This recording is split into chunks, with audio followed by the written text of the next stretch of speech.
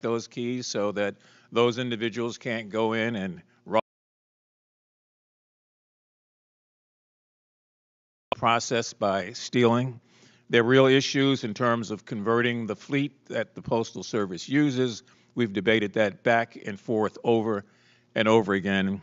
And there are real issues in terms of delivery. What is going to be the standard delivery time, and what happens with respect to first class mail and parcels? And do we have real goals going forward for the future in terms of making this service even better?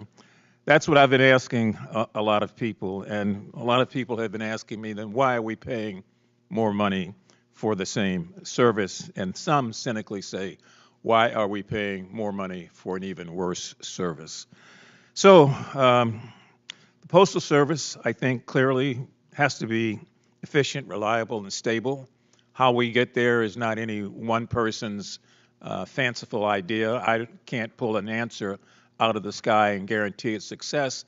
But I think in having forums like this and discussions like this, where we recognize everybody is not on the same page, but where we are committed to making sure that everybody helps push toward a consensus, is probably the best thing that we can do going forward as we try to remedy those frustrations and make it clear that the Postal Service in the United States is not for sale and will not be sidelined and will not be weakened.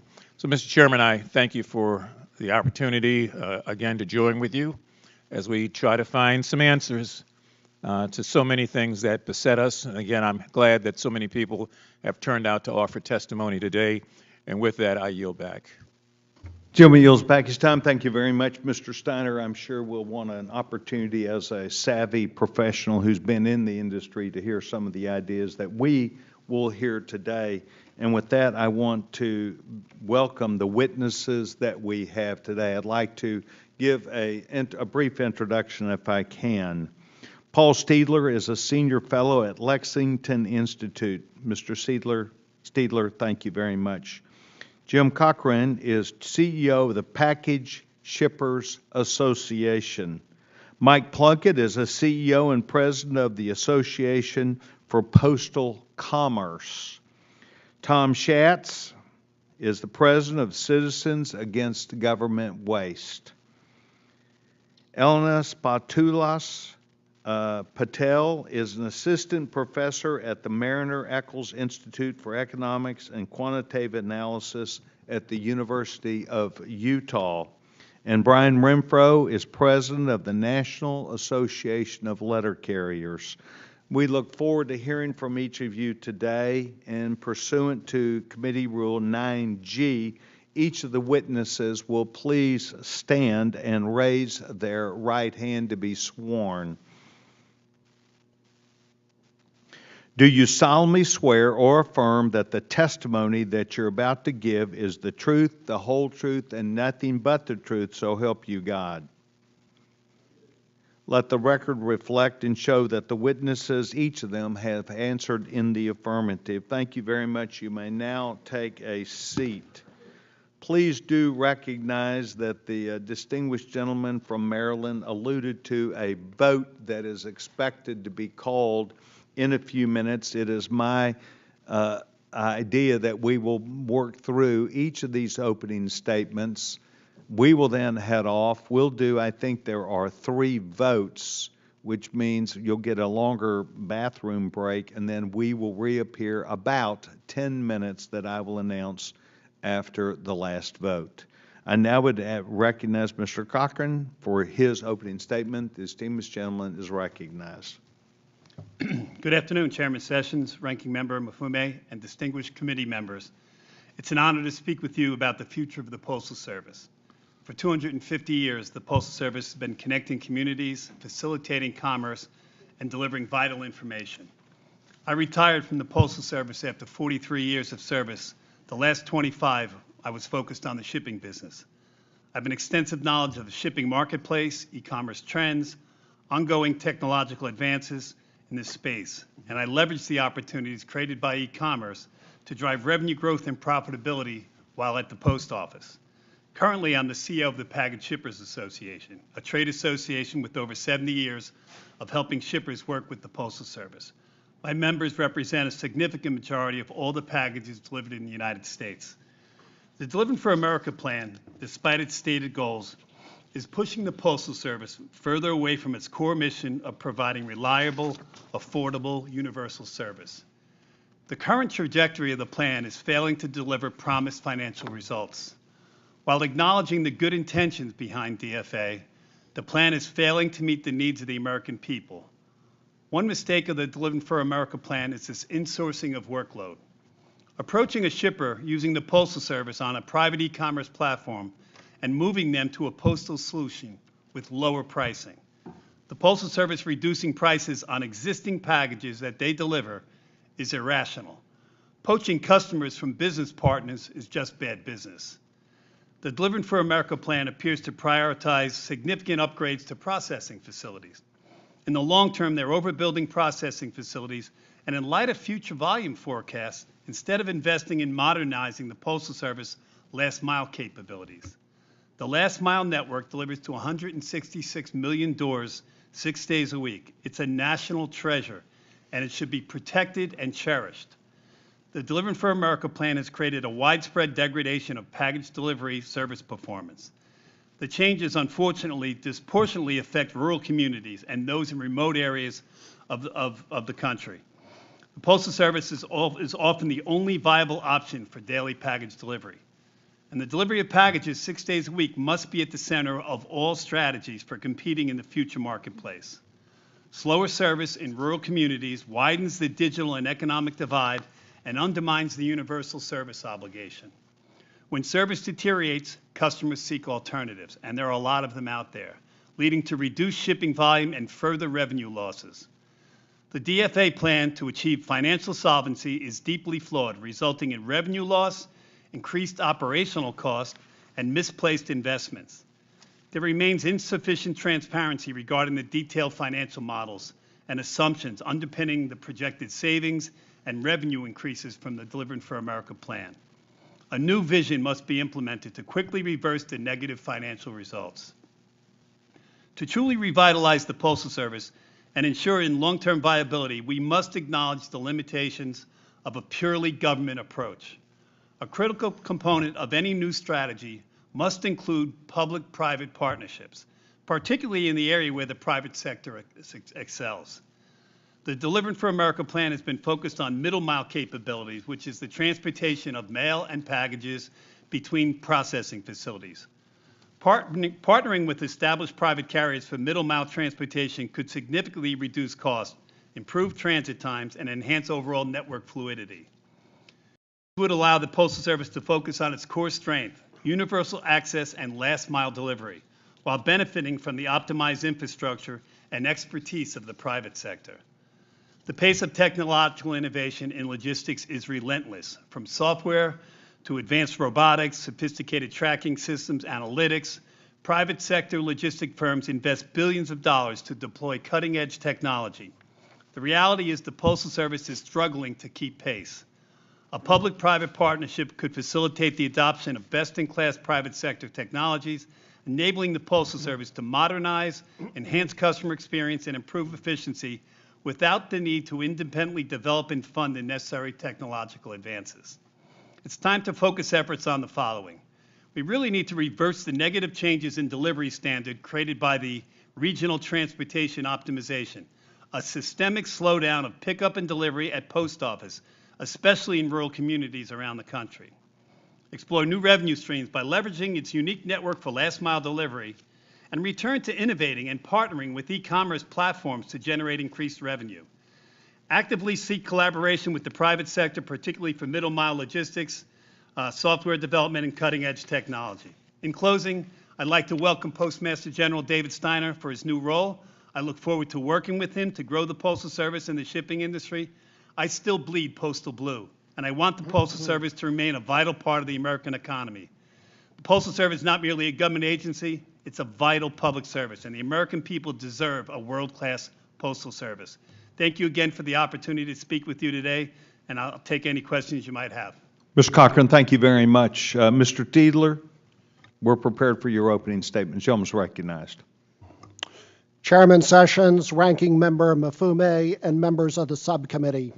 Thank you for the invitation to participate in this important hearing. My name is Paul Tedler, and I am a senior fellow with the Lexington Institute, a conservative public policy think tank in Arlington, where I've covered the Postal Service since 2017. My message today encompasses 3 points. First, the state of the U.S. Postal Service is dismal and needs prompt, dramatic, and holistic reform, internally at USPS and from Congress. By any basic metric, it poorly serves the American people and has fundamentally declined in recent years. Second, while the core mission of delivering mail-in packages at USPS remains and will remain important in perpetuity, USPS needs to be right-sized, that is, become a smaller and more efficient organization. The push by many to get USPS into new business lines, where the primary motivation often seems to be to keep and expand government jobs, will do far more harm than good. Third, the governance structure of USPS, specifically the U.S. Postal Service Board of Governors, is broken and cannot be repaired. It needs to be replaced.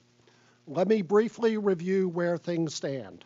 In recent years, mail delivery times, which were already slower than in the 1970s, have gotten even longer.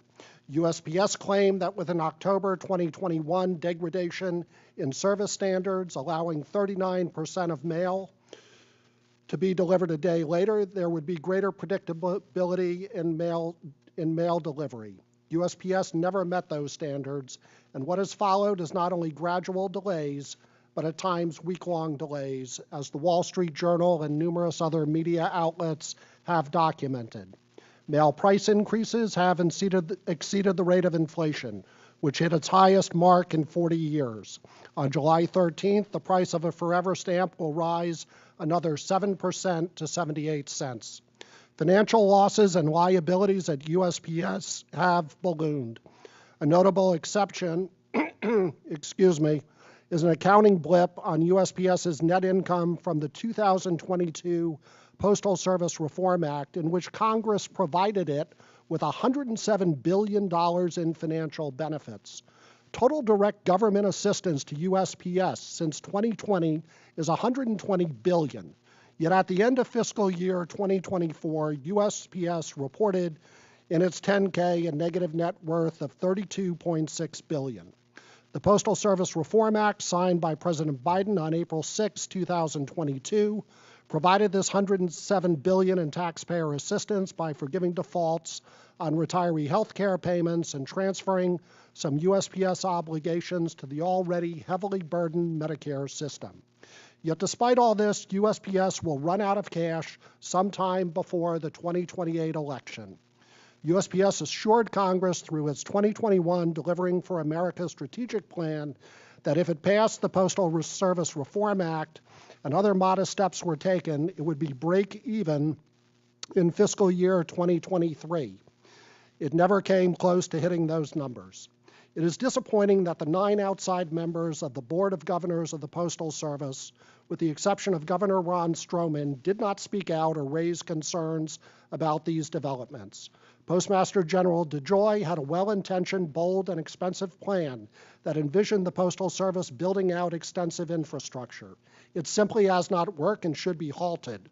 Instead, when Postmaster DeJoy announced his resignation, the board said it would continue on with this plan.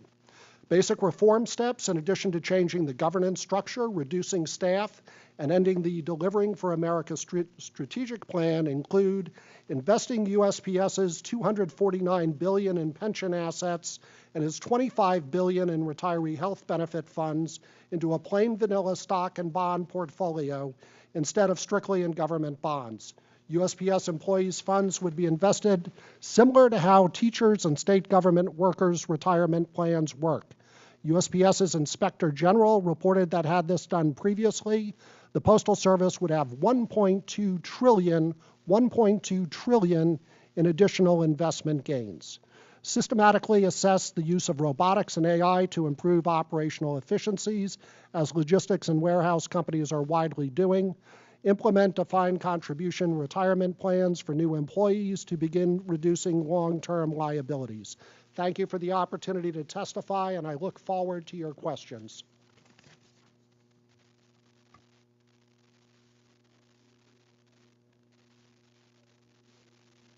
Mr. Plunkett, we're going to have you give your opening statement, and then we will move to suspend until we have a chance to do the votes, then we'll be back. Gentlemen, Mr. Plunkett is recognized.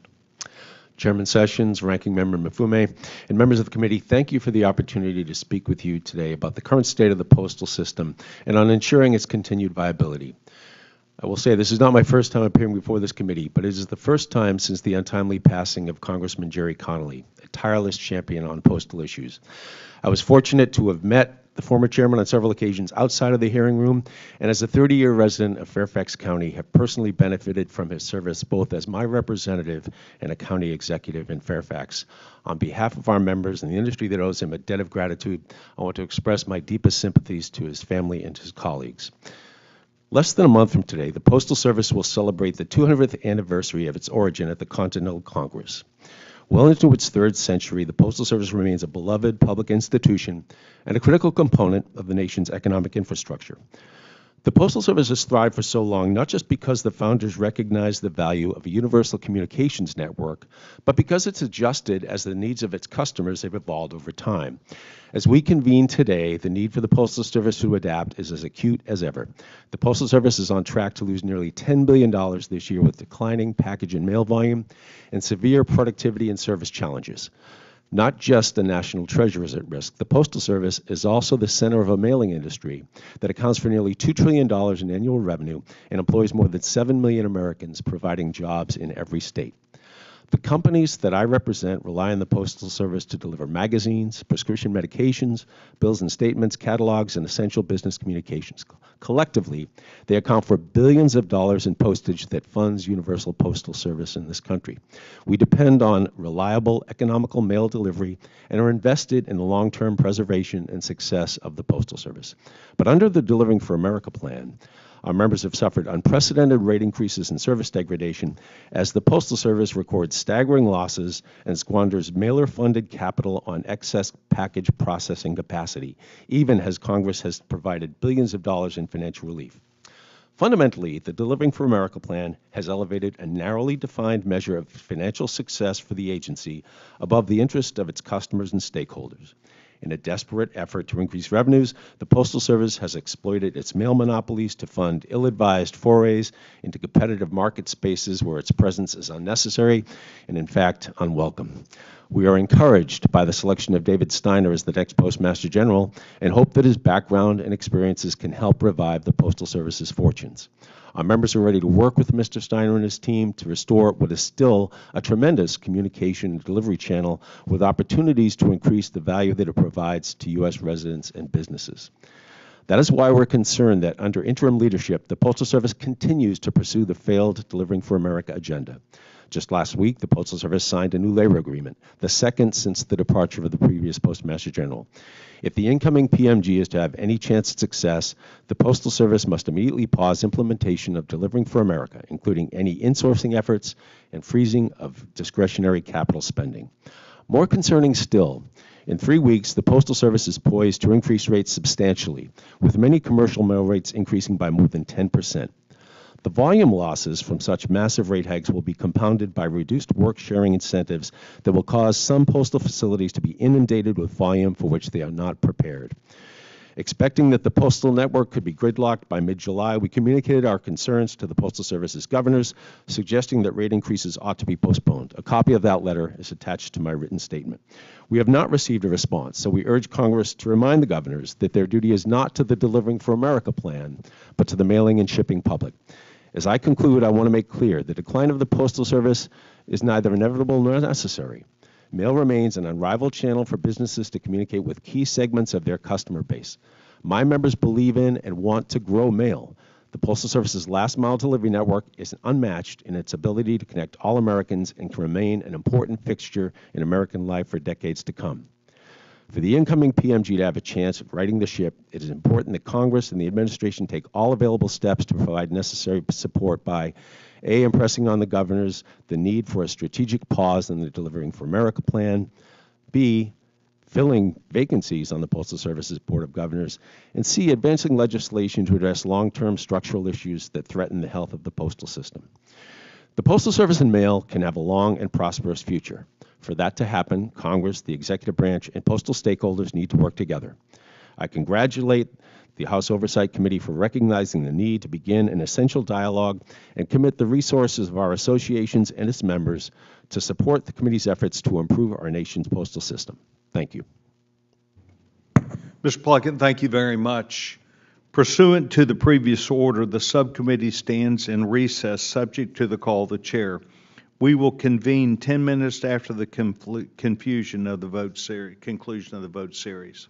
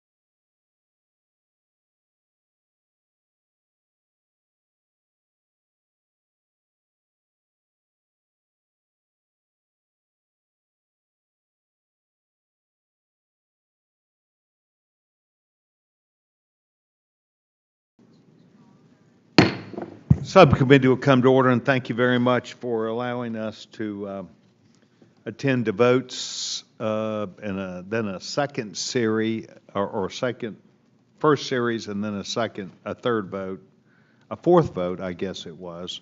And we've been advised that there may be another vote in order. But Mr. Shatz, I'm delighted that you're here, and we're going to proceed with a testimony. The distinguished gentleman is recognized for 5 minutes. Thank you very much, Mr. Chairman, Ranking Member Mfume. I appreciate the opportunity to testify before you today on the future of the U.S. Postal Service on behalf of the more than 1 million members and supporters of Citizens Against Government Waste and taxpayers across the country, consumers, businesses who rely on the Postal Service every day. Citizens Against Government Waste was founded in 1984 by J. Peter Grace and Jack Anderson following the release of the report of President Ronald Reagan's Private Sector Survey on Cost Control, also known as the Grace Commission, as well as other waste-cutting proposals. To date, CAGW has helped save more than $2.4 trillion through the implementation of Grace Commission and other waste-cutting recommendations.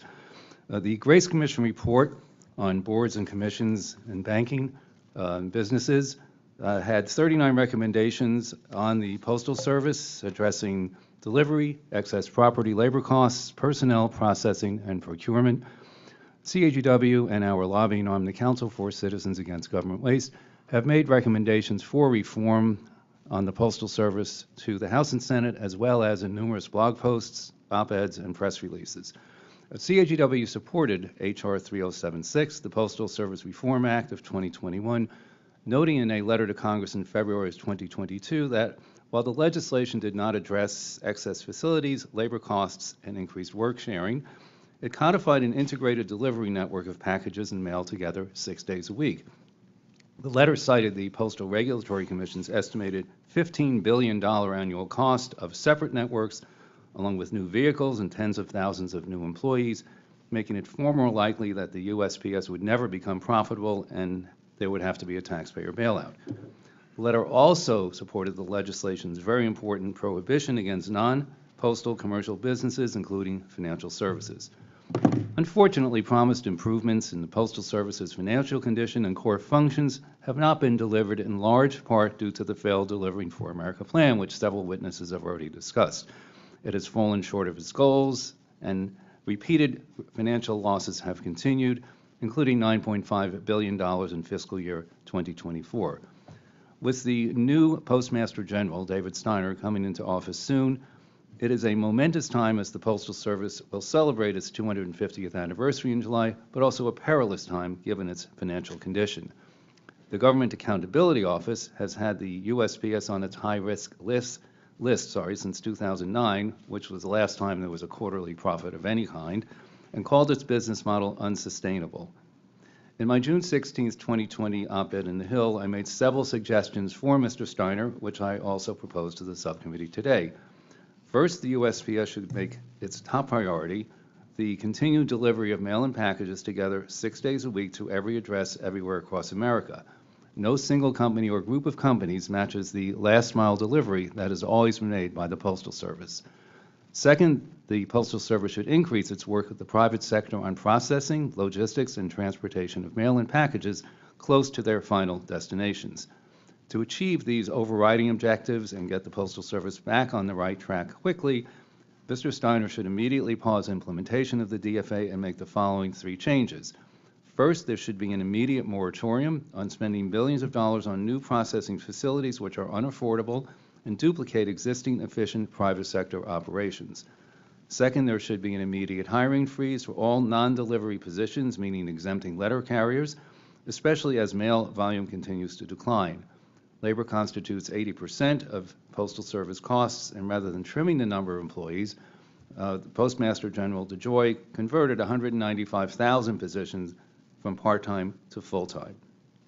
Third, the misnamed Regional Transportation Optimization Initiative should be terminated. The USPS is cutting in half the number of times it goes to more than 24,000 post offices, mostly in rural areas, to pick up mail and packages. In January of 2025, the PRC advisory opinion determined that the RTO had a negative impact on service, overstated its savings, and will fail to create a more efficient network.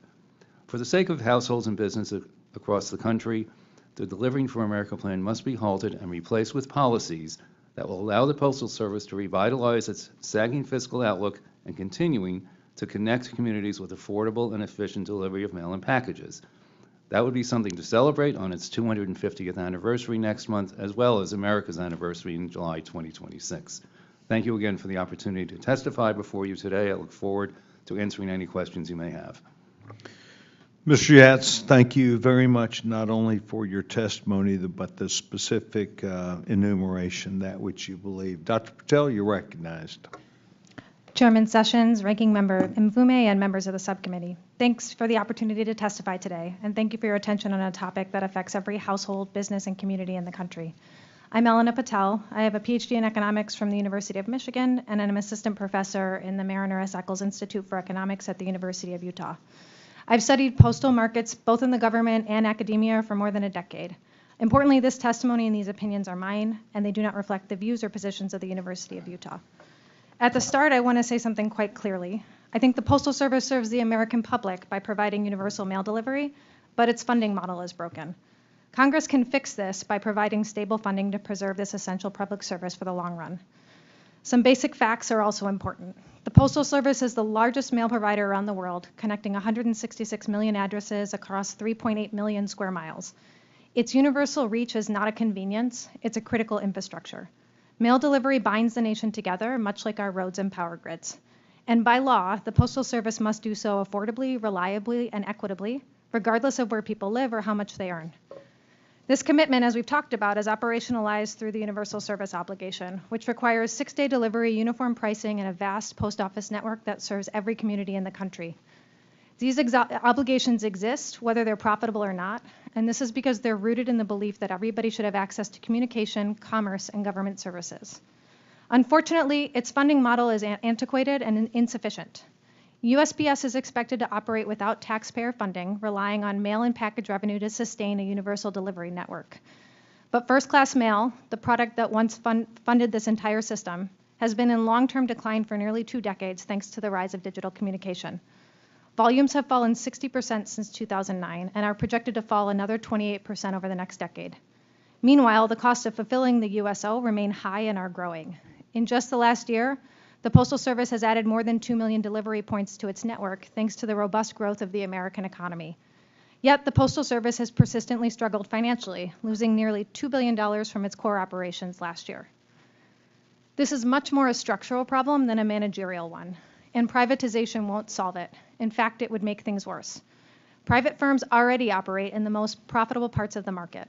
A private operator would have no incentive to serve every address, offer uniform pricing, or maintain unprofitable routes. And countries that have privatized their postal systems have not been spared the same financial and operational challenges. In fact, in many ways, their problems have been more severe. What we need instead is a model that funds the public obligations that we've asked the Postal Service to meet. The Postal Regulatory Commission already estimates the cost of the Universal Service Obligation, roughly $6.3 billion in 2024. Congress could provide a direct appropriation to match that cost, just as many European governments do.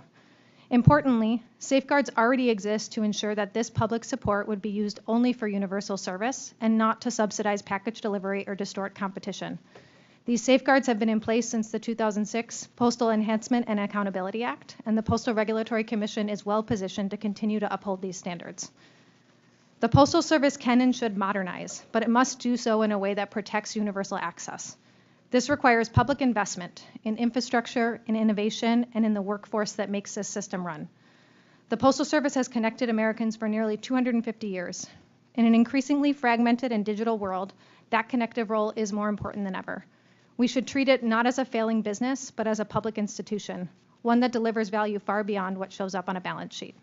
Thank you. I look forward to taking your questions. Dr. Patel, thank you very much. Mr. Rimfro, we're delighted that you're here. The gentleman's now recognized. Thank you, Chairman Sessions and Ranking Member Mfume, for the opportunity to bring the voice of the nation's 295,000 active and retired city letter carriers who work at the center of our nation's $1.9 trillion mailing industry.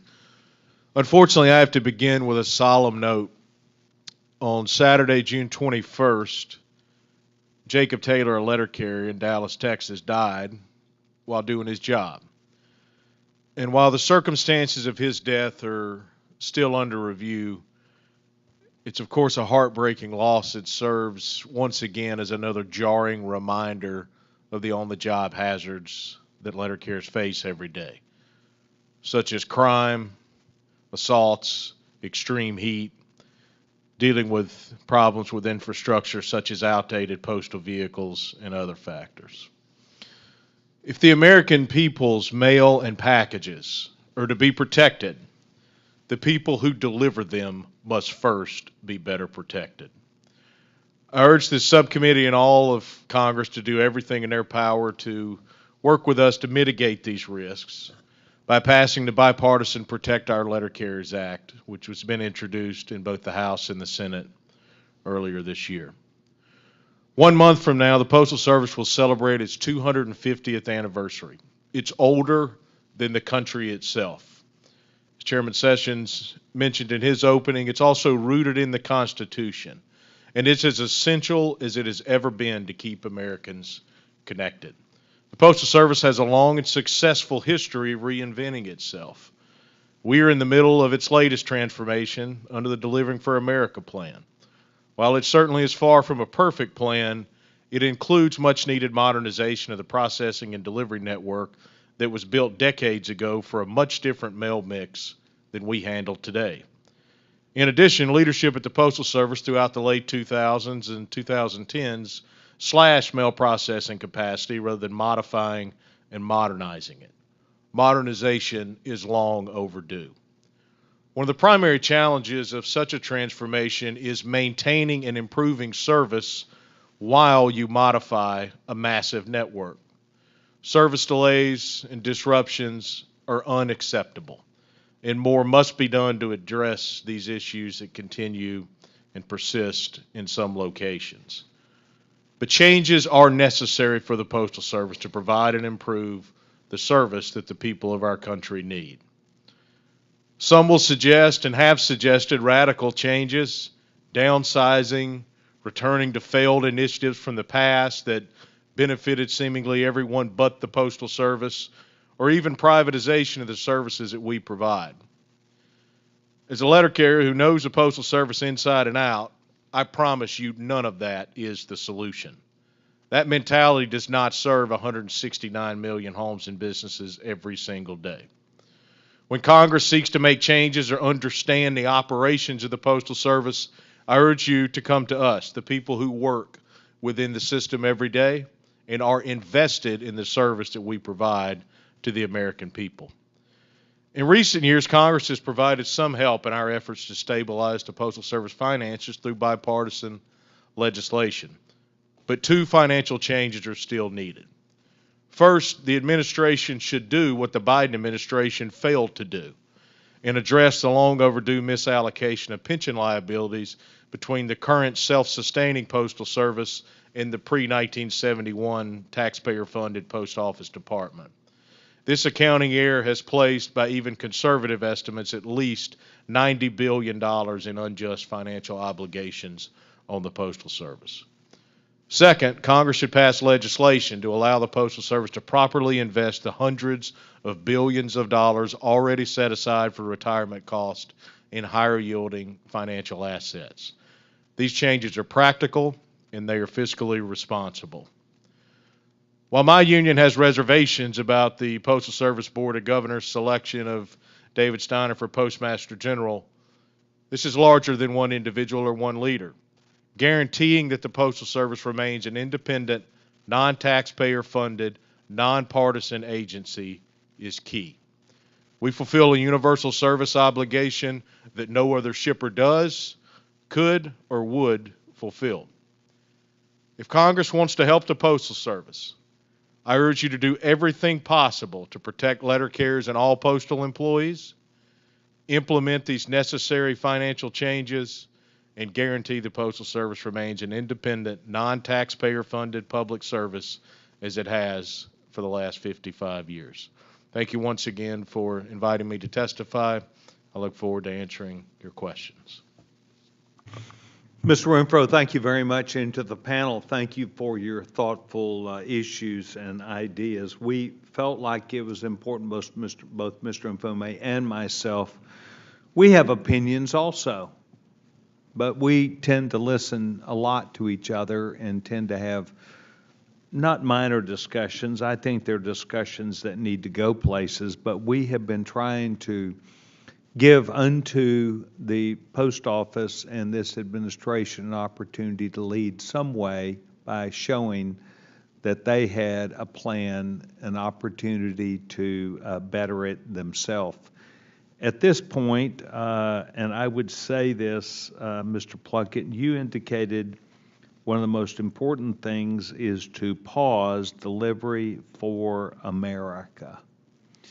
And you have an opinion about that. How long, if we were to pause, or seemingly if someone did say, we're going to pause that, what is the effort that then should take place, and how long should you wait? Because I think it's been discussed, this is a large industry. There are a lot of people who just can't sit around and wait, but need to do the right thing. So can you describe that scenario?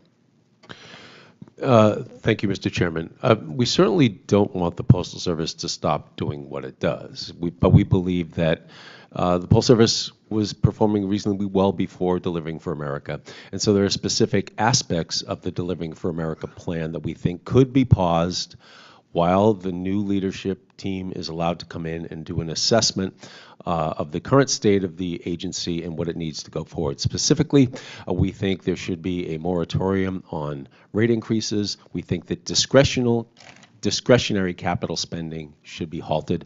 We do not want to stop any repairs or any necessary upgrades to postal facilities, but we don't think it's necessary to invest in massive new structures that may be redundant.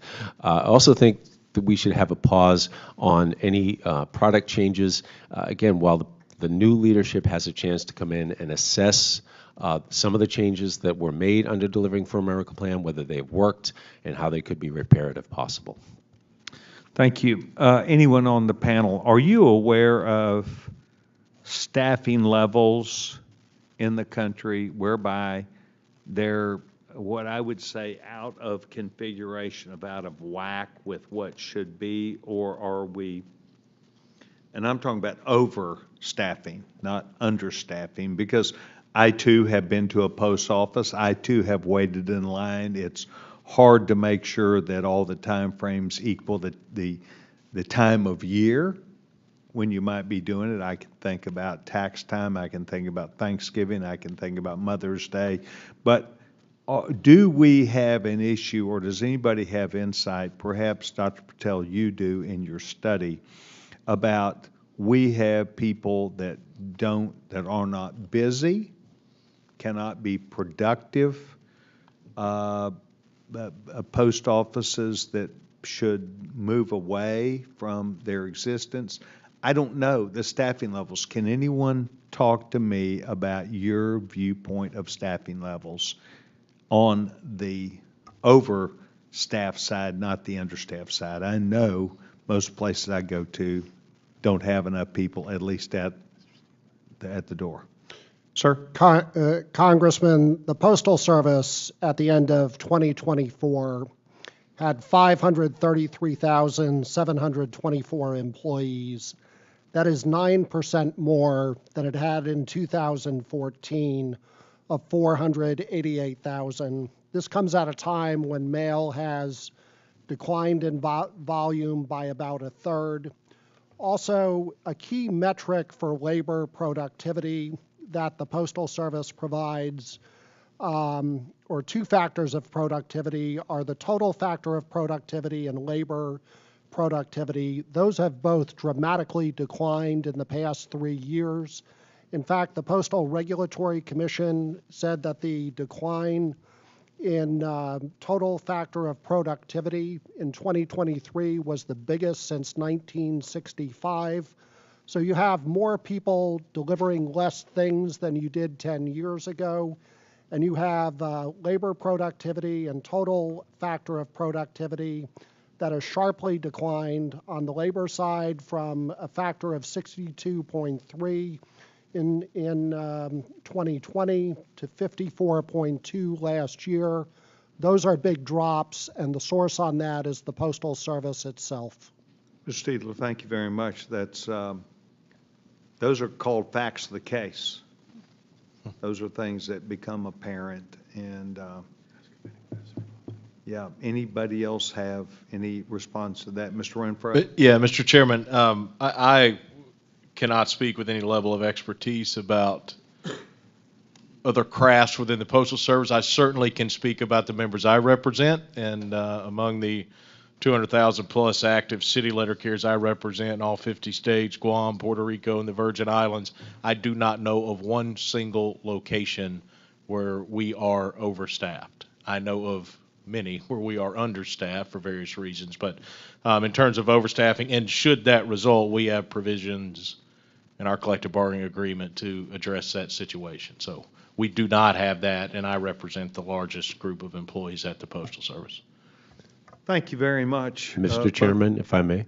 Yes, sir. I'll just reinforce what Mr. Tedler said. According to my analysis, since 2015, the Postal Service has lost 28.2% of the volume that it handles, yet total employment is actually up by 2%. And something I think isn't given enough attention, there has been a shift in the Postal Service's volume. There's more shipping now than there is mail, or not more in aggregate, but a greater proportion is shipping. And shipping volume exhibits a much more pronounced seasonal pattern, and the Postal Service depends very heavily on full-time career employees, which may make it more difficult for them to do load balancing of resources given the changes in their volume mix over time. Interesting. Anyone else? Thank you very much. Ms. Norton, gentlewoman is recognized. Thank you, Mr. Chairman. Since its founding 250 years ago, the Postal Service has served as a vital lifeline for Americans, providing connections to our rural and low-income communities and life-saving medications to our veterans and seniors. President Trump's statements about privatizing the Postal Service reflect a fundamental desire to undermine the ability of our government institutions to serve the needs of the American people. Since January, we have witnessed attempts after attempt to destroy the ability of federal agencies to deliver services to the public, and we cannot allow President Trump and the so-called Department of Government Efficiency to do the same to the Postal Services. Dr. Patel, does President Trump have the power to unilaterally privatize the public service, and what are the harms of privatizations? I'm certainly no expert in the legislative power versus the executive power over the Postal Service, but my understanding is no, that would take an act of Congress to privatize the Postal Service. And I can say without a doubt that would be an enormous mistake. It is good economic sense to have a single provider of the Postal Service in a country as large and diverse as the United States. Other countries that have privatized their postal operators, my research has shown that they're not doing better financially.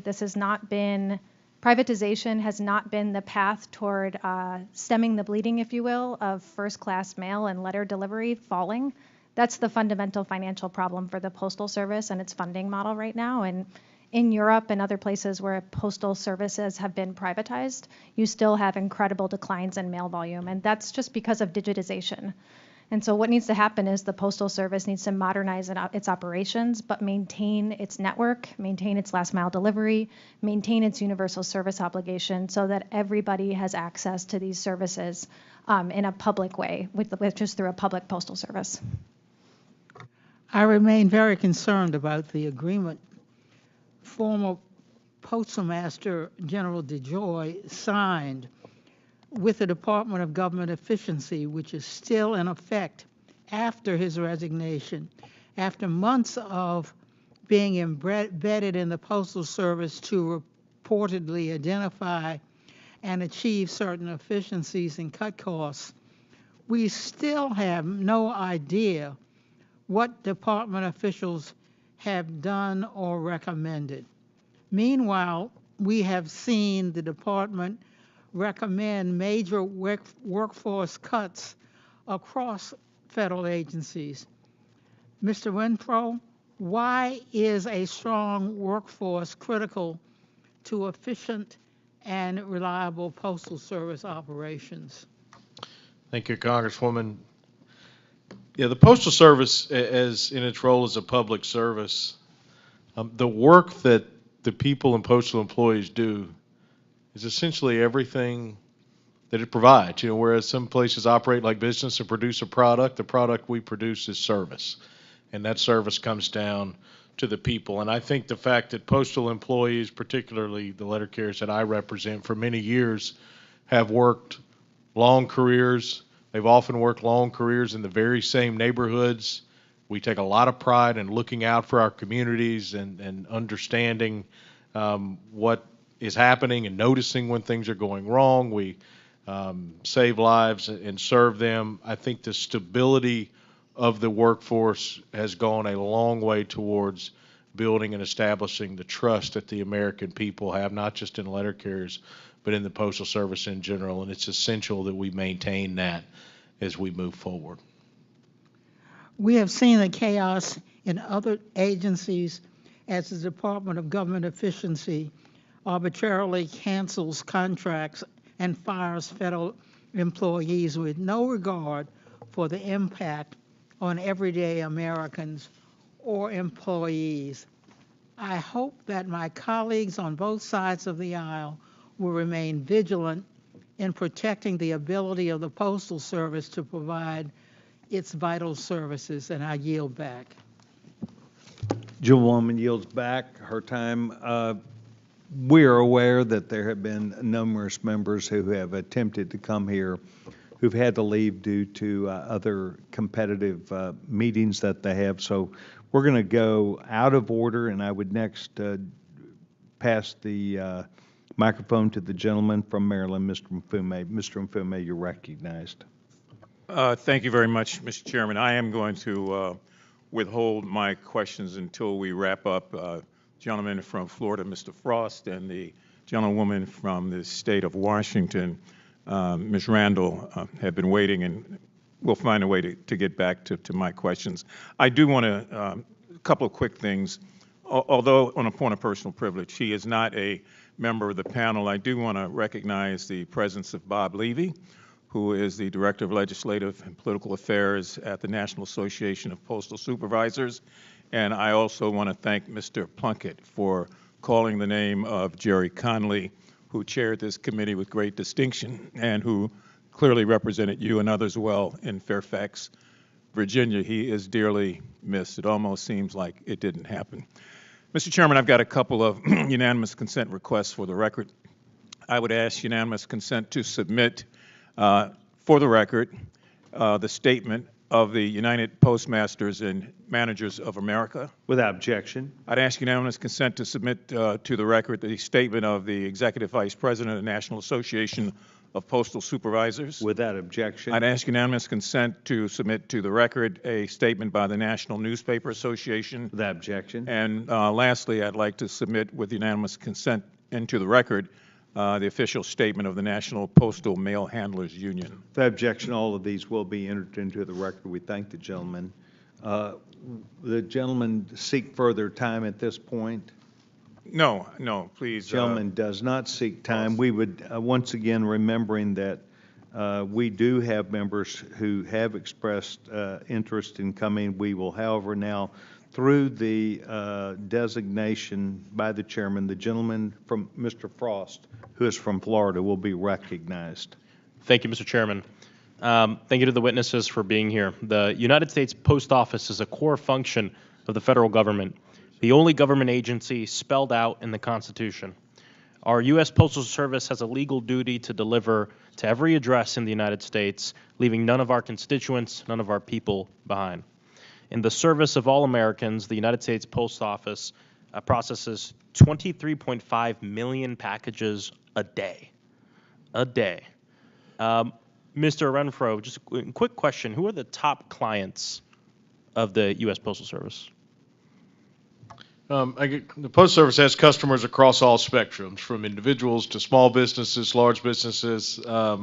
Some of their larger, over the years, their larger businesses come from many of, ironically, their competitors, large retail outlets. So I think one of the strengths of the Postal Service and its network is its ability to provide shipping services that allows businesses of all sizes to compete. Exactly. That does include many large ones, yes. Yeah, exactly. And to be even more specific, right? Like, the top clients of the U.S. Post Office are people who you consider competitors: FedEx, UPS, Amazon, etc. A lot of these private shipping companies want to reap the profits of that mail without having to worry about the duty to serve all Americans like the post office does.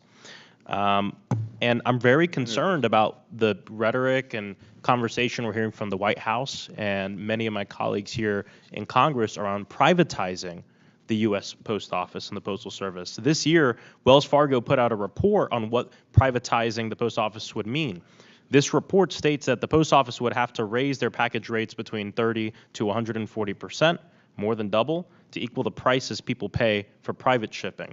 Another question, Mr. Rimfro, and before I continue, I also have to give a shout out to my local letter carriers, branch 1091, just throwing that in there in Orlando, Florida. The hot sun, doing a lot of good work. Which Americans would pay the most when it comes to privatizing the Postal Service? Yeah, a privatized model of the Postal Service would disproportionately affect those that live in rural areas, which in many cases are the people that rely on us the most. Exactly. And private business, as it should, exists to make profit. So yeah, it's very natural they would be interested in delivering to locations where it's profitable, but not to locations where it's not profitable. Yeah. That would likely be mostly rural areas. Exactly. That's the difference. I always have an objection when people say we need to run the country like a company. Because I don't know about you, but if I were a part of a company, my top concern would be making money, right? The bottom line. But the U.S. Post Office, the top concern isn't making money, it's service to all Americans. And so private companies like UPS and FedEx, if you live in rural America, they're going to go ahead and contract with and use the services of the post office. Why? Because no matter what and no matter how far, if an American lives there, they're going to get their mail every damn day from your guys, right? And that's the difference between a private company and service. And I'm not trying to demonize all companies or anything like that, but I have to spell it out this way because I think most people don't fully understand. Of course, there's issues with the post office that we want to fix. There's probably no one in this room that knows that more than you and the members you represent that are out there on a day-to-day delivering the packages. But the solution to this isn't to turn it into a company where it's more of a profit motive than a service motive. And like you said, it'll impact our people in rural communities the most. Mm-hmm. That same report states that in 2024, 75%, 3/4 of all mail routes are losing money because the post office is not a service, it's a business, or it's not a business, it's a service. How concerned should we be that if they privatize the post office, that there'll be mail routes that are closed or people wouldn't receive their mail on a daily basis? Yeah, I think any privatized model, even a partially privatized model, would erode the universal service obligation and would almost certainly result in Americans that today have access to postal services, including mail, including the shipping of packages, that under any privatized model, would either not have access or more than likely they would pay higher costs for whatever shipping they did have access. Thank you. And I just have a few seconds left, and if you'll indulge me, Mr. Chair, I just want to ask a quick question relating to our veterans.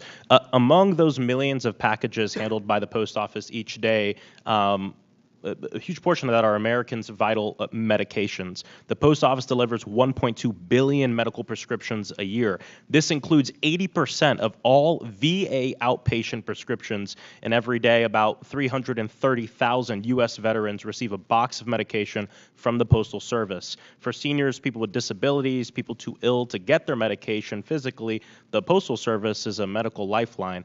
Dr. Patel, my last question. What could privatizing the post office mean for the cost and access to medication for people unable to regularly make the trip to and from the pharmacy, especially our nation's veterans? Yeah, I think you highlighted maybe one of my biggest concerns, which is that in rural America, there are folks that rely on the Postal Service to deliver critical goods like medicine. And we just know that those are not profitable routes and that those would be cut by a private operator. That's part of why the Postal Service is such an important public institution, to make sure we maintain that access. Thank you. I appreciate it. And thank you, Mr. Chair, for putting this hearing together. I think as long as this conversation's in the ether from the highest levels of government, any opportunity I can get to talk about it, I will. Thank you. I yield back. Thank you very much. Mr. Mfume, I want to state that I am proud of all of the members who have chosen to keep their comments not just on a positive basis, but on a basis that would draw better ideas out. And Mr. Frost, thank you for once again doing that here today, and your entire committee members on your side, Mr. Mfume. You also mentioned distinguished visitors. We had Bob Levy. I also see Chuck Muldor, who is the Vice President of the National Association of Postal Supervisors, and you submitted his comments, and so I want to thank you. We will move now to the distinguished gentlewoman, the chairwoman of the Rules Committee, for her 5 minutes. Gentlewoman's recognized. Thank you very much, Mr. Chairman, and I thank our witnesses for being here. Mr. Cochran, the Postal Service's package business is the most profitable and perhaps most valuable part of the Postal Service's business. This package business not only covers its costs, but helps subsidize the rest of the Postal Service's operations. I understand that while you were with the Postal Service, you helped create public-private partnerships to grow the package business. Do you believe the private sector could do more to process mail and packages for the Postal Service and thereby increase the efficiency and reduce the cost of the overall postal system? Well, thank you for the question. I think that the Postal Service is a unique company. And the last mile, I said it in my opening statement, but the fact that they're running down 5 million miles a day, going to all those addresses, 168 million addresses, and unfortunately, in some cases, the trucks aren't full. So we've heard a lot about filling the trucks up, but you know, the real opportunity here is that whether it's UPS, FedEx, Amazon, they're all looking for a delivery solution. And the Postal Service has got by far the best delivery solution in the United States. So do you think we can maximize the opportunity for private carriers to hand over their packages to the Postal Service close to the destination for the final mile delivery to homes and businesses? That is the best solution that's in the marketplace, and we absolutely should be doing more of that. Thank you. Is it important to preserve affordable pricing for destination delivery unit or DDU entry? Of course. I mean, price is a component of the transaction, the retail sale. But the Postal Service has got to, they have to approach the marketplace. There's competition. And so they got to be always cautious about how heavy the price is, I'll say. But they have a unique ability to deliver something that other companies can't do. And that's the big ones we talked about, but it's also a lot of regional carriers. There's a lot of people out there delivering stuff nowadays, but no one does it better than the Postal Service. Well, I want to pick up on what Mr. Frost had said and Dr. Patel. So if the Postal Service were to spin off its package business, scale back package delivery 3 days a week, or dramatically increase prices, what do you anticipate the impact would be on Americans in rural areas like those in my district? And I do have more questions to ask of other members. So at what point do increases in postage rates start destroying demand and decrease the volume?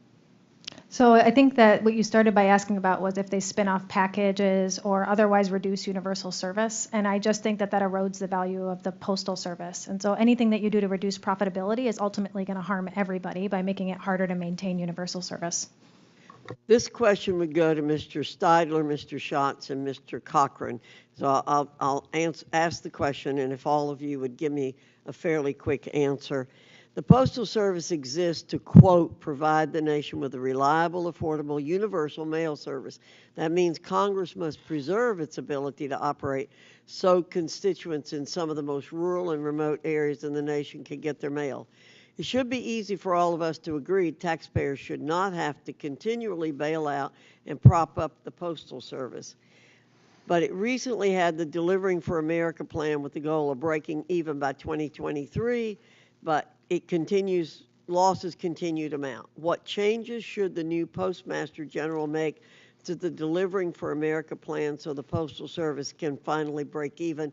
And you can give me written comments in addition to your quick responses verbally. Thank you. Sure.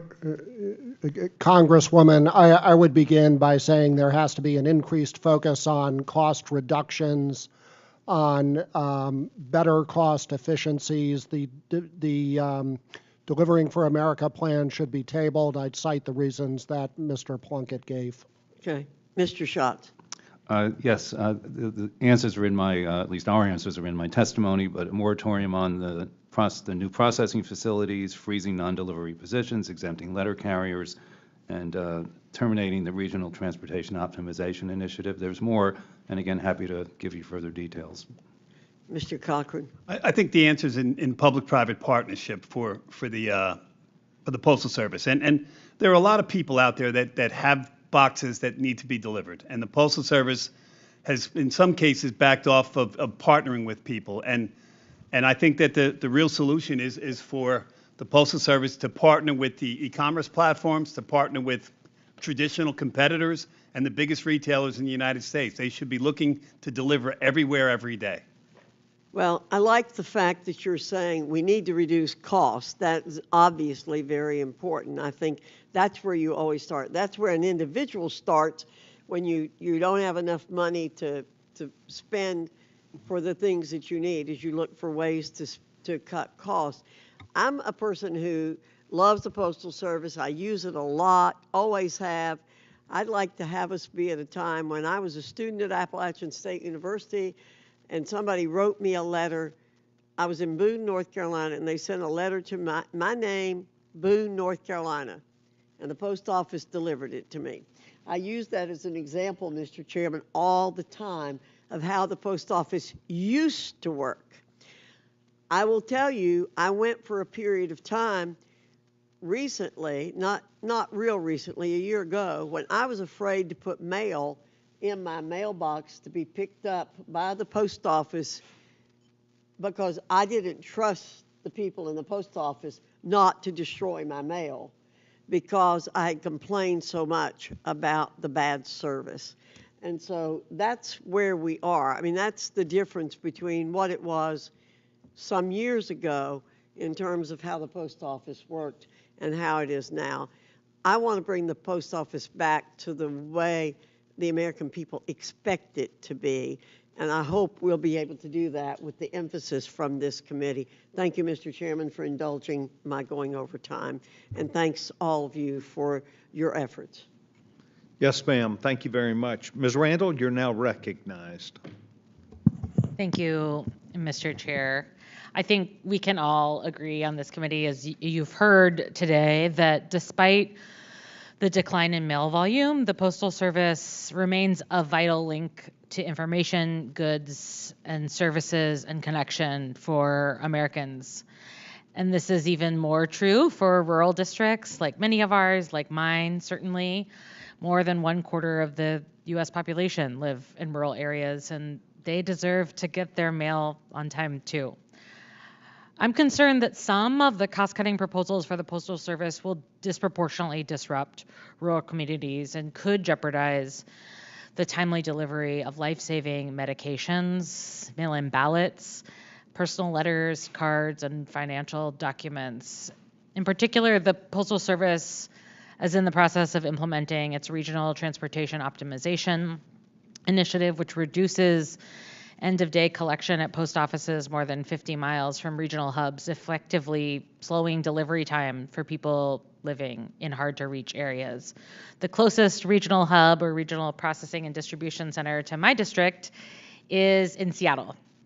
That's more than 100 miles away from 17,000 constituents in Aberdeen and 150 miles away from 3,500 constituents living in Forks, meaning that constituents could expect a degradation of services under this RTO initiative. And my constituents are concerned, and I'm not surprised. They have every right to be. One of my constituents wrote to me concerned that these changes may compromise the ability of the Postal Service to carry out even essential functions, and they're particularly concerned about delivering ballots safely. And in a community where we are seeing small pharmacies, rural pharmacies close down, it's even more important that we preserve this last mile delivery of medication to rural communities like mine. The Postal Service is the lifeblood of rural America, my constituent wrote, where people rely on USPS to deliver goods and transmit information. The Postal Regulatory Commission, the regulatory body overseeing the Postal Service, has found that the RTO initiative will have significant negative impacts on delivery in rural communities and not produce significant savings. Mr. Rimfro, in your view, is it reasonable to degrade service for rural communities for such modest, if any, savings? The short answer is no. If I could quickly, I won't speak to either support or condemn this particular program as a whole. I would, however, like to say we absolutely should, at minimum, preserve service, while at the same time, if there are things the Postal Service can do to improve efficiencies without degrading that service, that's the type of thing that we engage with them on in this modernization effort. But it certainly starts with maintaining and improving service. Definitely. I agree. The Postal Service is in fact required by law to provide prompt, reliable, and efficient services to patrons in all areas and shall render postal services to all communities. I think maintaining rural access is incredibly important. And this universal service obligation must always be our North Star for the Postal Service and for us as Congress members and oversight body. Despite this, we have seen continued proposals for privatization for parts or whole of the Postal Service and slashing the postal workforce. I also agree that we should be looking for efficiencies and modernizations wherever possible, but I think cutting the rural jobs, the rural delivery mechanisms that reach people in far off areas like Forks on the coast of Washington State with one road that washes out every year like clockwork is incredibly important. Ms. Patel, how would privatization or other aggressive cost-cutting efforts interfere with the Postal Service's universal service obligations?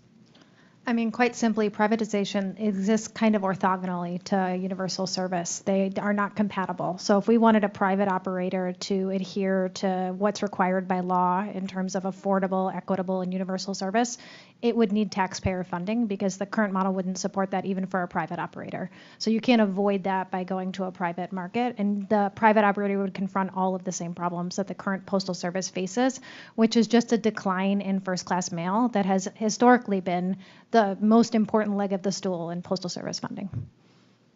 Thank you so much, Mr. Chair. I yield back.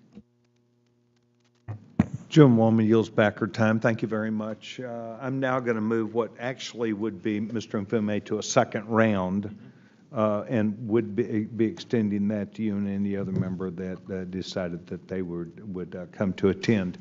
There has been discussion. I don't remember exactly who said it. Perhaps Dr. Patel, you did, or perhaps Mr. Plunkett, about the pension issue, and that if pensions were allowed to be out into a marketplace, that they would yield a greater amount of money. Could someone address that issue perhaps again? I've got a trusty pencil now.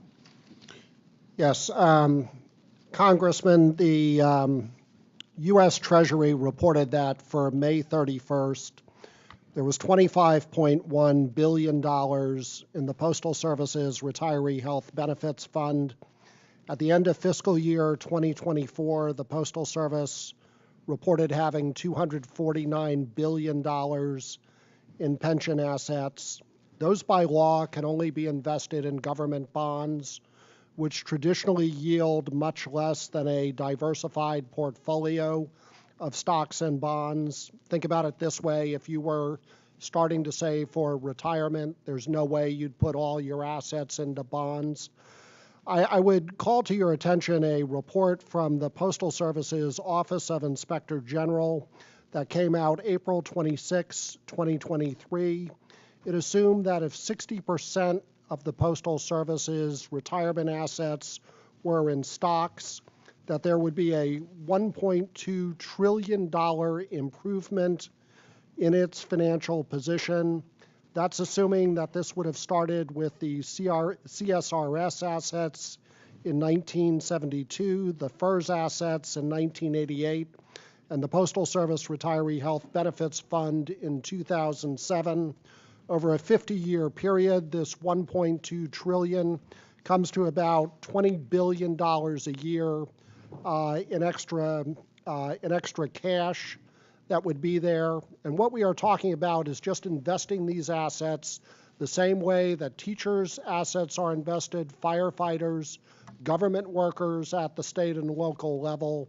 So it is a huge amount of money that is being left on the table and should be a no-brainer from a bipartisan standpoint to go forward with making this change. And I would encourage you to look at it and would be glad to discuss this further. Thank you very much. Dr. Patel, there has been a word that has been used here many times, and that is privatization. And I've heard this same term, although not exactly sure the real intent of privatization of Social Security, privatization. Does that mean anything that competed against it? Even if you kept the Postal Service there, but you put some operations or looked at different ways to do things, what does privatization mean to you? Yeah, thanks for the question. And actually, I think it's really good to clarify because there's a couple of things that can go on in postal in general. There's something called liberalization, which is opening postal markets up to competition, which was done broadly in Europe beginning in the early 2000s, and also exists in the United States. There's substantial competition in middle mile delivery services. There's competition for parcels and packages. Privatization is about the sale of some or all of the Postal Service's assets. So a fully privatized USPS would sell all of its assets to a private operator and would cease to be a public operation. You could also partially privatize it by issuing stocks that the federal government held the majority share in and introduce shareholders. That's a form of partial privatization that, again, in Europe, you see a mix of all of these sort of organizational structures depending on the country that you're talking about. Do you believe that such an ability exists to take and privatize the Postal Service to where someone would either want this opportunity or be able to pay for that opportunity, or that there would be enough members of Congress who would put a demand together to do that? I do not. I know there's a lot of rhetoric around it, but I can't imagine there's actual public will to get that done. So if you were, let's say, trying to keep the ball in the middle of the field, yeah. And I alluded to this earlier when I actually did believe what I said when I said about not just Mr. Frost, but Mr. Mfume's leadership of discussion within his members. Does it do us any good to throw that word out there if we really know that following what you have said, which I believe is a good definition, we're not going to privatize the Postal Service? We need to, however, have certain goals. We need to understand what we're trying to do, and we can get closer to those. I spent 16 years at AT&T and moved that structure about as much as anybody during my years there, and I think there are ideas that I have about the Postal Service. They're having problems getting enough carriers. They're having enough problems to where they, as what was said, deliver maybe with unfull trucks. They have a reduced amount of mail that they deliver. All these things come into play that indicate that a wise manager of this, whether it be our young chairman James Comer or Mr. Mfume or myself, Mr. Chairman, I see you over there, and I'm delighted that you're here. Mr. Jack, I see you here too. My point is that I think that there has to be a structure without called privatization. Oh, you're going to kill something. Because right now we're not exactly the goose that lays golden eggs, but rather move ourselves with agreement, with knowledge, with a plan, and with our employees. I think that this is important, and I think that I'm hoping to give some confidence that we can talk about these without an assertion that you're trying to get rid of it or you're trying to privatize it, because we're not. Mr. Mfume, do you seek time? Mr. Chairman, I would yield right now for the chairman of the overall committee, the distinguished gentleman from Kentucky, and then reclaim my time later. Oh, trying to do a little suck-up business here today. Yes, so the distinguished gentleman, the gentleman from Kentucky is not seeking time. The gentleman from Georgia is. The gentleman, Mr. Jack, is recognized for 5 minutes. Thank you, Mr. Chairman, and thank you to our witnesses. The title of the hearing alone, I think, is helpful as we look to deliver solutions for the many customers of the Postal Service. Hearing from all stakeholders is very helpful. Specifically, I'd just like to, on the record, note I represent Georgia's 3rd Congressional District, which is just southwest of Atlanta, stretches down to Columbus. Most of my district is serviced by the Palmetto Mail Facility, which has experienced a lot of trouble in recent months to recent years. But specifically, if I could start, Mr. Plunkett, again, thank you for your testimony. Curious for your insights. The Delivering for America plan includes, I think, over $40 billion in investments for new capabilities and facilities, almost exclusively in package sortation and distribution. However, as I've just noted, we've seen significant disruptions at some of those facilities, particularly in Atlanta, Indianapolis, and Richmond. From your perspective, have these massive investments in package capacity improved services for packages? Have the investments degraded, perhaps, the Postal Service's core mission of delivering mail? Should these investments in competitive products continue? Apologize. From my perspective, there's no evidence indicating any kind of improvement whatsoever. Quite the contrary. As you point out, Atlanta and many other facilities around the country have suffered severe gridlock at various stages of the last few years.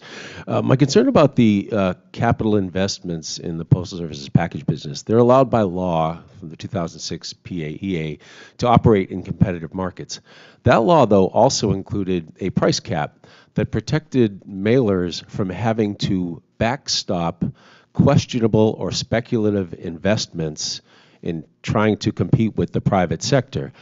My concern today is if the Postal Service is allowed to continue to funnel tens of billions of dollars into excess processing capacity, at the end of all this, it's the mailers that are going to have to pay those bills because the protection of the price cap has been eviscerated by the regulator.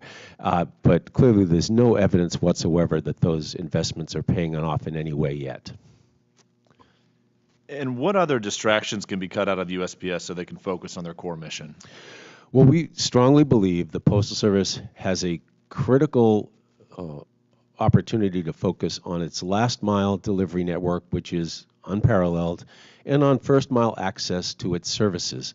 Beyond that, we believe the Postal Service and its customers would be much better served through development of private-public partnerships to allow for mailers and shippers to enter their product as close to destination as possible. That would reduce postal costs, it would increase overall efficiency, and most importantly, perhaps, improve service. We know that the longer the Postal Service holds on to a letter, a package, or a flat, that the worse the service gets. So we believe for every product category, the Postal Service should be maximizing downstream entry to increase efficiency and improve service. So just to help me understand in layman's terms, would a package being sent, let's say, to Peachtree City where I reside, would it be handled by perhaps a private carrier up until that last mile, and then Postal Service takes over from there? And until very recently, that was the working model. Consolidators used to collect shipments from small businesses, consolidate them into larger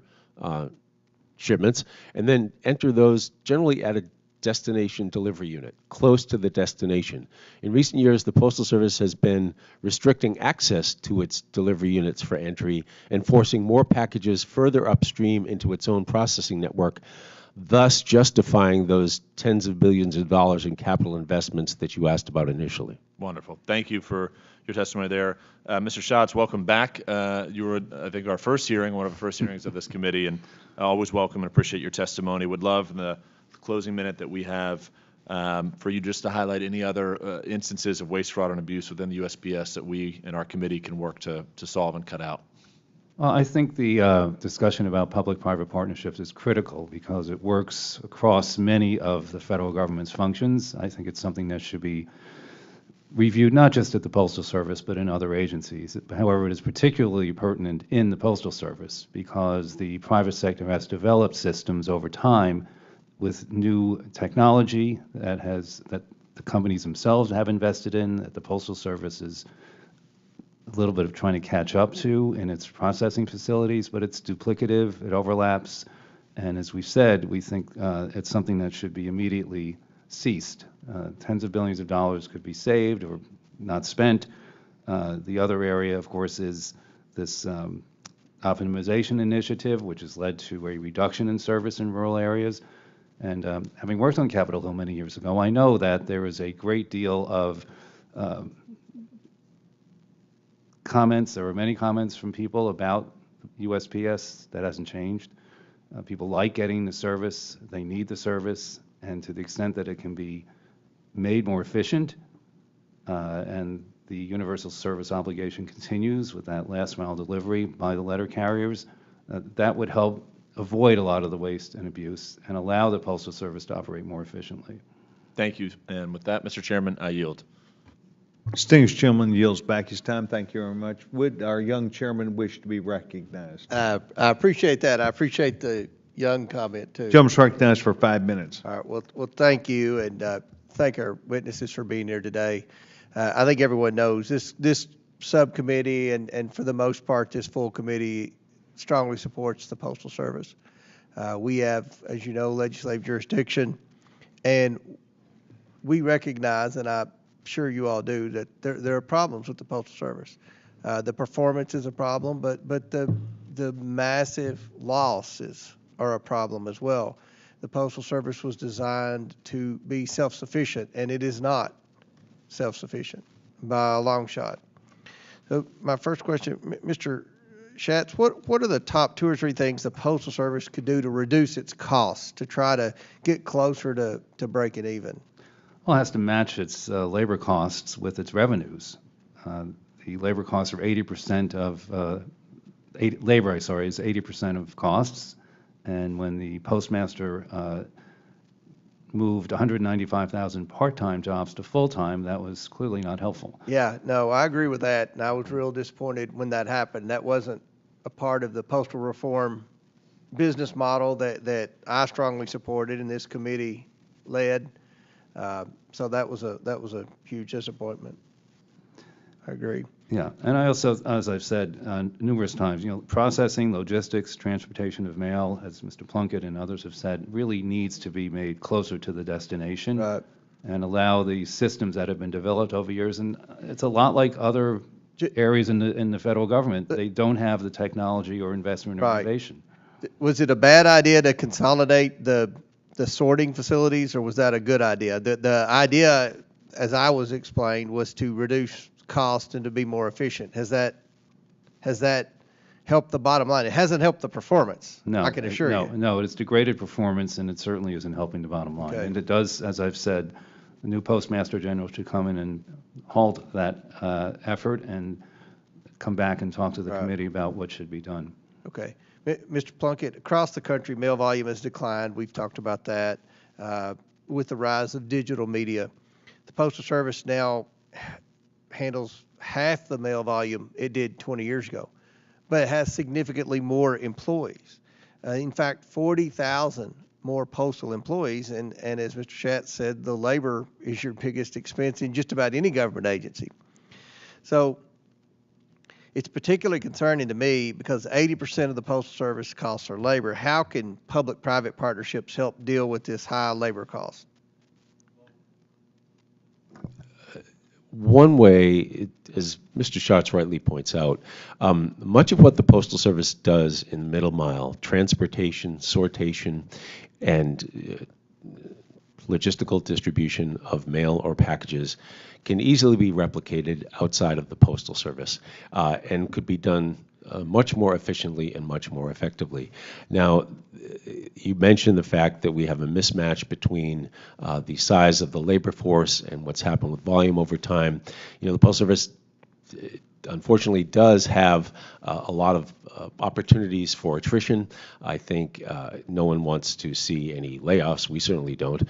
But over time, if the Postal Service were to concentrate on last mile delivery and first mile access and restructure its products and its incentives, it could do a lot to move mail further downstream, move packages further downstream, and create billions of dollars in cost savings opportunities in the middle mile parts of its network. Okay.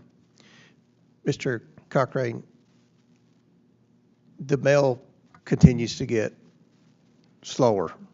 The performance continues to decline despite having more employees than ever.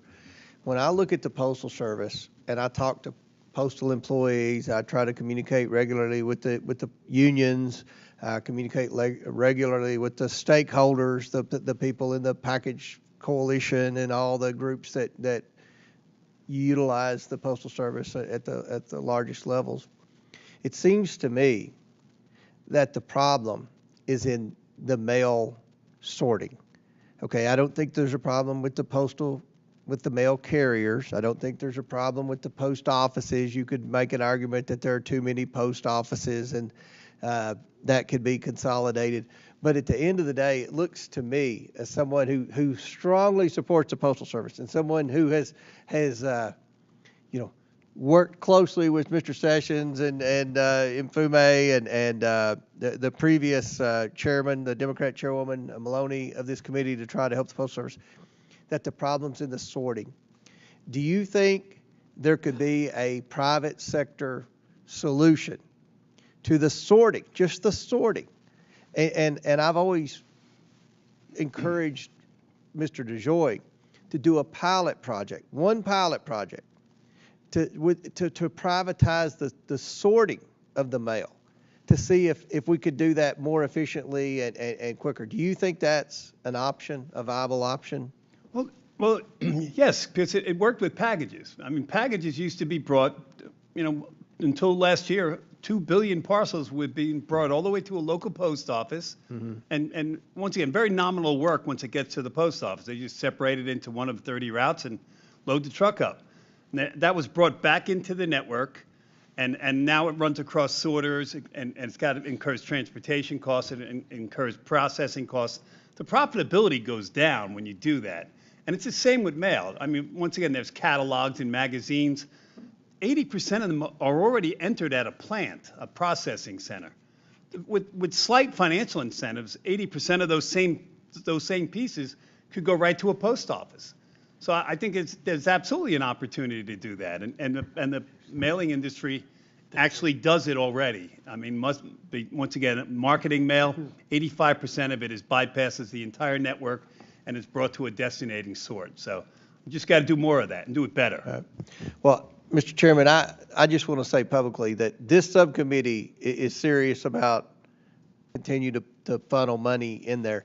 And this is one of the very few bipartisan issues in Congress. We want to support the Postal Service. So, Mr. Chairman and Ranking Member, I appreciate you holding this hearing, appreciate your commitment. Hopefully we'll get some more direction from the White House as to what their plans are for the future of the Postal Service. But I think one thing's for certain from my standpoint, I want to see a Postal Service into the future, but it's not going to happen until we make some needed changes. So with that, Mr. Chairman, I yield back. Chairman, thank you very much. I think you hit at least the nail on the head that Mr. Mfume and I are after, and that is to seek other people's opinions also. We think our opinions matter. We know that others do matter, but I think that people who are engaged in the day-to-day operation, business, and other matters do matter. We've now been joined by Mr. Burchett. Mr. Burchett's a member of this subcommittee. Distinguished gentleman is recognized. Thank you, Mr. Chairman. How many unions operate within the Postal Service? Can anybody tell me that? 4. 4. Okay. What are the top 2 or 3 things? I mean, Mr. Shatz, have I got that name right? Yes, sir. All right, I'm Burchett, so mine's never. I know that. Yeah, I never get mine right, so we're good. What are the top 2 or 3 things that the Postal Service could do to reduce its costs? Well, as I've mentioned. And I want to apologize to you. That's fine. As the 435th most powerful member of Congress, I'm always the last person to ask the questions. That's okay. So everyone knows this. When I ask the question, it's already been asked 15 times. You're supposed to immediately respond and say, that is an incredible question. I'll try to answer that for you, sir. And I have great answers. Well, as I think we've said this, we've been working on postal issues since the Grace Commission issued its report under President Reagan, and we've been very consistent over the years, increased the number of public-private partnerships, and given some of the changes made in the delivery information several times, but I'll throw that in since I wasn't asked directly. And I think that the changes that can be made, particularly in increase. Mr. Plunkett, with the rate increases, what are you hearing from the business community? Are they pitching a fit? Are they jumping ship, or what are they doing? Turn your mic on there. Let me first say what an excellent question that is. I concur. So I don't know if people realize the size of the increase that it's going to hit commercial mailers in July. Many large categories of mail are getting an 11.4% rate increase in July. They were not budgeting for that. They were expecting about 7%, but the Postal Service, when they filed their change, was much higher than we expected. It's very difficult to plan in an environment like that. And so it's not just the magnitude of the increases that's going to drive away substantial volume, but it's the surprise that was provided when it was announced. And another thing I'll mention is it's not just the overall size. The Postal Service is diminishing incentives to do the exact same things that Mr. Shatz is talking about. They're taking away incentives to move mail closer to its destination, to move it back up into their own processing network. And I can tell you that in several postal facilities around the country that happen to be located close to large mail manufacturers, there's the real possibility of gridlock in the middle of July when those incentives are taken away and all of a sudden mailers just dump all of their mail at the point of origin. That's something our members are bracing for. We wrote to the Board of Governors suggesting that they should hold off for a few months to reassess this. We have not gotten a response to that request, but I can tell you the mailing community is on the verge of being terrified it was going to happen in July. Okay. Mr. Cochran, can the private sector do more to process mail and packages for the Postal Service, maybe increase the efficiency of the overall postal system? Yes, they could. I think one of the first things they need to do is open up last mile again. And last mile is bringing stuff all the way to a post office. A year and a half ago, they decided to move that and cut that off and move it back into the processing network. Processing network got gridlocked, and it took them a while to restore service. It charged more. But if they just open back up into the last mile, where they have facilities, they have automation, they have, where the carriers are located. You bring it there, you bypass a whole lot of cost. And it's the most efficient way of doing it. It's the lowest price and service, the key service issue. So it's an easy thing for them to turn back on. It was just a decision that was made not to allow access into the post office. Have your delivery standards impacted your customers? Absolutely. When it moved back into the processing center, I think some of the stories we heard today about what happened in Georgia and then Louisville and then down in Houston, it's, the processing centers are where you're going to find delays with mail sorting. The processing centers are where you're going to find you literally lose a trailer or lose volume. So the post office is the beauty of a post office. It's got nowhere to hide anything. They're small. What you see when you walk into the lobby, there's like equal space in the back. So there's no lost trailers, no packages lined up on the, containers lined up on the wall, pallets full of things. When you go to the post office, it's clean, it's great service, and the best price in the marketplace. I'm out of time, but I would like to say I did. Somebody mentioned earlier something about the former postmaster, and I had a lot of problems with the former postmaster. I think I maybe exhibited a little bit of my East Tennessee anger towards him multiple times, and it was well deserved. But I would like to say, I know I'm over time, but back in the day, I had a burgeoning eBay business. And I loved going to the post office. Some of the best memories I have, my old daddy would go with me. My dad was a World War II veteran, and they'd see Mr. Burchett come in there, and they'd bring a chair out for him, and he could watch my packages while I was running back and forth the truck, bringing them in. And Daddy would usually take a nap, but everybody was really kind to him, and I dig that about the post office. I miss the so-called professionalism. You know, we get all this highfalutin stuff, and we forget that a lot of the postmen back in the day, they checked on people, and if packages were stacking up in front of their dadgum house, they were knocking on the door, checking on the family. And I think that was a good thing, and we're missing out on a lot when we lose that. So sorry I went over, Mr. Chairman. Thank you. And ranking member as well. Sorry. Mr. Burchett, thank you very much. If you'd like, we'll give you more time. I could just indulge on my current state where I'm trying to sell my baseball card and comic book collection, but because my daughter likes horses, apparently that's a priority right now.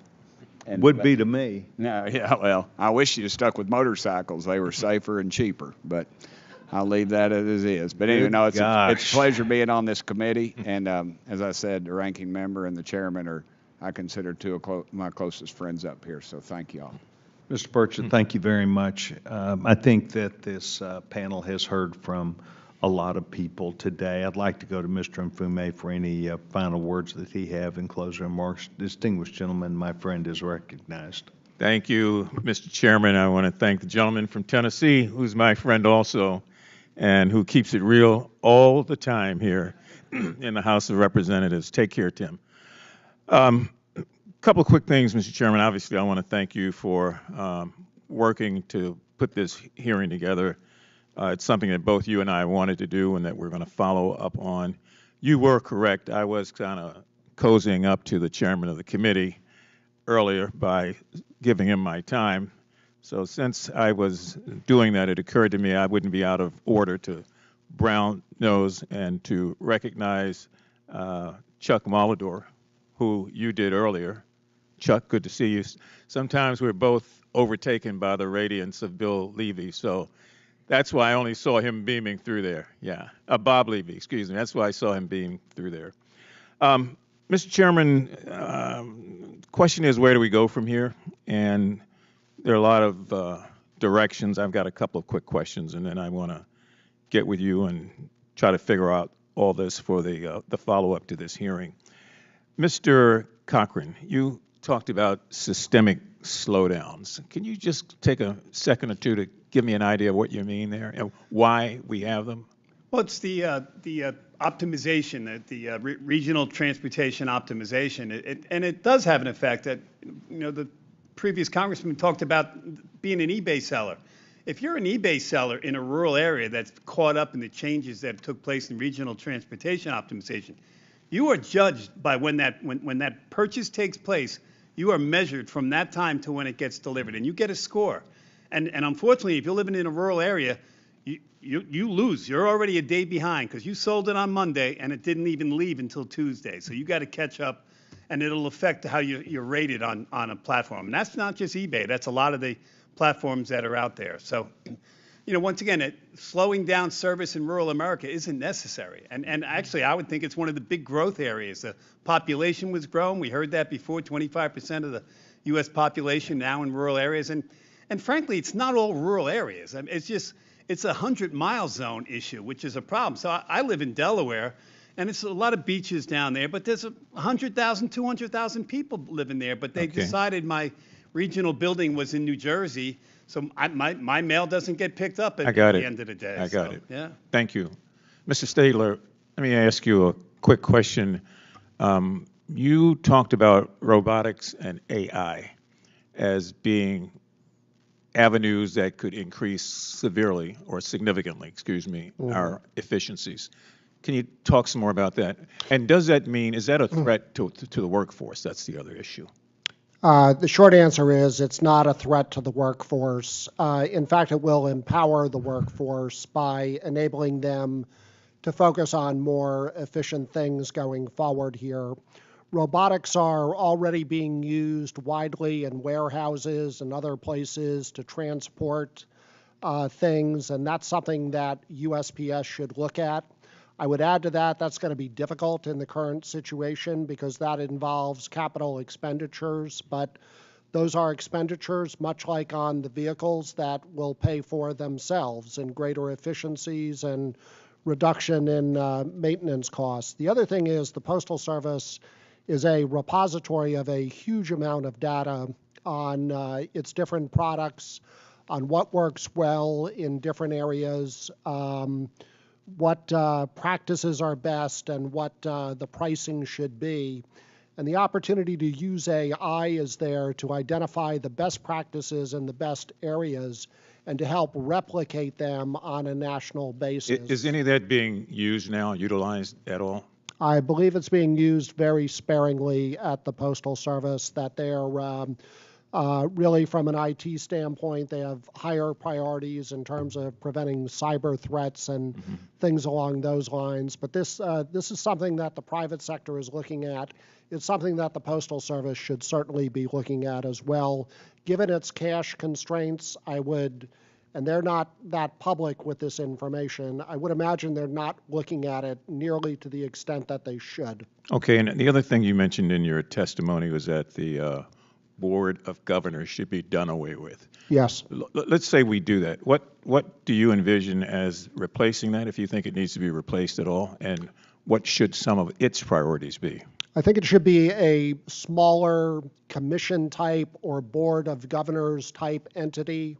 Right now, you have 9 individuals who are paid $30,000 a year to look at a variety of issues in the Postal Service. The simple reality is that's not enough money to attract and retain bright people who are going to focus in on those areas.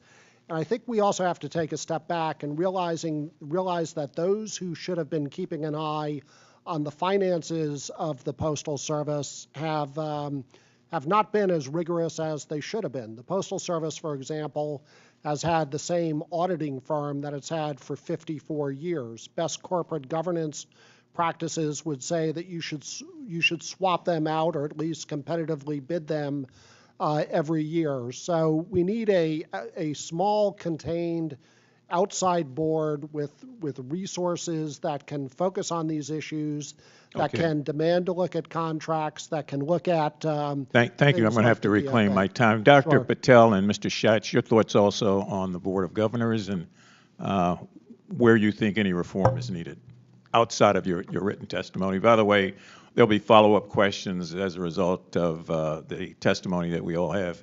We just don't have enough time right now. But if you could both take a stab at that. Yeah, I'd just answer really quickly. I think the Board of Governors is important. I think the reforms that have been talked about are also important. And I think a regulator, because the Postal Service operates a legal monopoly, is a really important part of the puzzle. So I just think empowering these bodies to do more and do better is the step forward. Mr. Shatz? Yes, I agree. There has to be oversight, and I think there should be more transparency.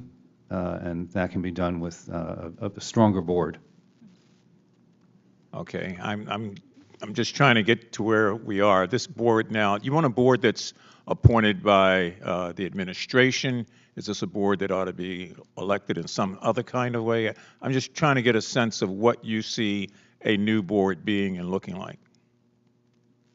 Well, I don't know that we've reached that issue yet. I think it's a good question. I think it's something we would consider as an organization, but I don't have a direct answer at this point. Okay, that's fine. Mr. Chairman, I don't have any other questions right now. I'd be happy to yield back, and thank you again for your work on this. Thank you very much. Before I go to my final closing remarks, I do want to make sure that we enter into the record at least 3 additional pieces of correspondence that we've been asked to. The National Paper Association, keep us posted by the gentleman, the Honorable Kevin Yoder, and Envelope Manufacturers Association, Marie Clark has asked that that be entered in the record. I also want to do two other things I think are important, and that is to thank members of the Postal Service. I, too, have friends in the Postal Service. I have friends and know that over my 27 years of working as a member of Congress, I've developed friendships, people who've talked with me about their hopes, aspirations, and desires about that. I, from time to time, do well enough to get invited to conventions that the Postal Service has in their different operations. But I think that it's important that we recognize that they still live up to the postman's creed, and they're out there working every day. And today, I went up to vote and walked right by the open door and went, it's hot out there, and there are thousands of people who work for the Postal Service who are out in the heat today and in the cold, when it's cold too. Secondly, I'd like to thank the gentleman who runs this subcommittee from a staff perspective. Bill, I want to thank you for not only putting this together, but remembering the same viewpoint that we've tried to take, and that is we go together with Mr. Mfume and our friends. But Bill, thank you very, very much for bringing this together. I think that this panel showed itself for what it is, and that is good ideas and an opportunity to openly discuss it. Lastly, in my closing statement, I'm approached from time to time from people who want us to speed up, and I will tell you I do feel a sense of urgency in the things that each of you have brought forward today. Our young chairman, as you heard tonight, he looks to me to move a lot of ideas related to this. Both he and I are not frustrated, but have not fully been able to move forward with decision makers. I think that is ending now with the new postmaster being named. We intend, Mr. Mfume and I intend to meet with the new postmaster. I've met with the Board of Governors, certain members of the Board of Governors. There's got to be a plan. You can't have something as big and as important that has value across the country without giving better direction, answers to people. I learned a long time ago when I worked at AT&T, when you raise prices, there is a corresponding value of people who quit using your services. And this is something that I have known for a long, long time, and thus feel that the mathematics that are related to spending is just as important as the service, because at some point people voluntarily quit using your service. Bill just passed me something here. Oh, yes, Morgan is a Democratic counterpart, and she is great to work with. Yes, I will tell you that we have this demand on us, Mr. Mfume does, I do, where we try and work together. We try and see things that are the same way. But so did you in your conversation that you had with us today. And so, with that said, Morgan and Bill Womack, without objection, all members have 5 legislative days within which to submit materials and additional written questions for the witnesses, which will be forwarded to the witnesses as they become apparent. If there's any further business, I have not seen it, so without objection, the subcommittee will stand adjourned as soon as I bang the gavel. But I want you to know that Mr. Mfume and I intend to come down and shake your hand and thank each of you for being here today. With no further business, we're now stand adjourned.